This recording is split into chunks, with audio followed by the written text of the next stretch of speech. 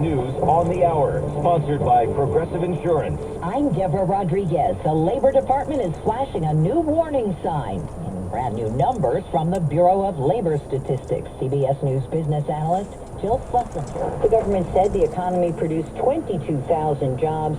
That's lower than the 75,000 expected. The previous 2 months were revised lower by 21,000. Of course, that's much lower than the more than 250,000 of revisions we had in the July report. The jobless rate ticked up too last month. The unemployment rate increased to 4.3%. That's the highest since the fall of 2021. The numbers will figure into the Fed's decision on whether to finally lower interest rates, something President Trump's been calling for months now.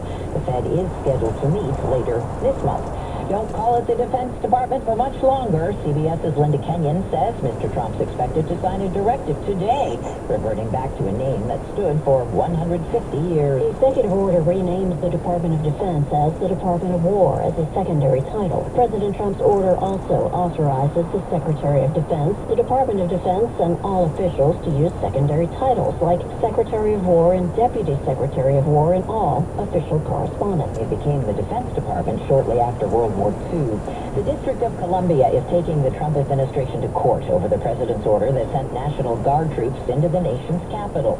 Correspondent Scott McFarland. This goes into the D.C. federal court, and it will be the U.S. Department of Justice defending this lawsuit, so you will have the Washington, D.C. Attorney General versus the United States Attorney General in court. New York State will try to get around the FDA's new COVID vaccine restrictions. Governor Kathy Hochul plans to sign an executive order that would allow pharmacists to vaccinate anyone over 3 years old without a prescription. The FDA has only authorized COVID shots for people 65 and older or people who have underlying medical conditions. Health Secretary Robert F. Kennedy Jr. was criticized for that new policy during a Senate hearing yesterday. I would say effectively we're denying people vaccines. Senator Cantwell.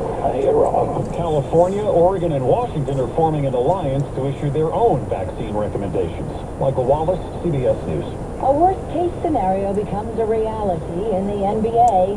Caitlin looks like she's in pain after that pass. The WNBA's Indiana Fever guard Caitlin Clark announcing on X she'll miss the rest of the season because of injuries.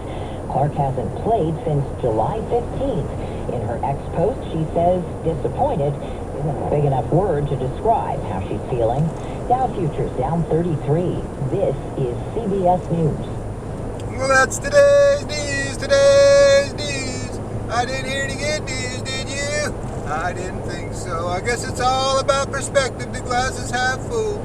Well, as always, I'd like to thank you again for coming along with me on these Dash Cam News adventures. You know the drill. Peace, love, and all that.